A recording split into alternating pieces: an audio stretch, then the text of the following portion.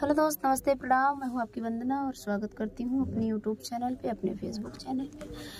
और एक बहुत ही प्यारा सोहर पर का उठान गीत सुनाने जा रही हूँ। कैसे लगेगा कमेंट में जरूर बताना। सोहर पर का उठान गीत है जो कि आप लोग बहुत पसंद करते हैं। ये गीत सोहर और का गीत बहुत पसंद करते हैं आप लोग। तो गीत कैसे लगेगा कमेंट बॉक्स में जरूर बताइएगा।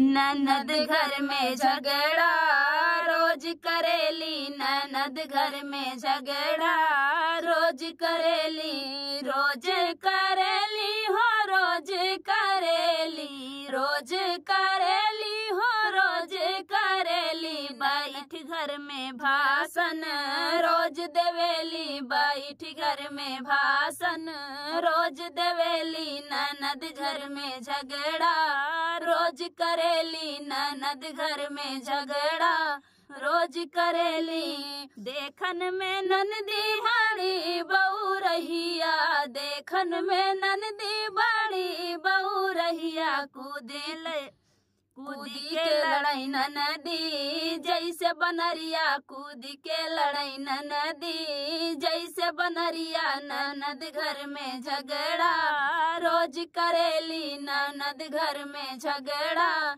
रोज करेली, रोज करेली हो रोज करेली, रोज करेली हो रोज करेली। बैठ घर में भाषण रोज देवेली, बैठ घर में भाषण रोज देवेली। ननद घर में झगड़ा रोज करेली, ननद घर में झगड़ा रोज करेली। देखन में ननदी है बड़ी बहू रहिया, देखन में ननदी बड़ी बहू रहिया। दौड़ के लड़े जैसे घर के कुकुरिया, दौड़ के लड़े जैसा घर के कुकुरिया। ननद घर में झगड़ा रोज करेली, ननद घर में झगड़ा रोज करेली। बैठी घर में भाषण रोज देवेली, बैठी घर में भाषण रोज देवेली। ननद घर में झगड़ा रोज करेली, ननद घर में झगड़ा रोज करेली।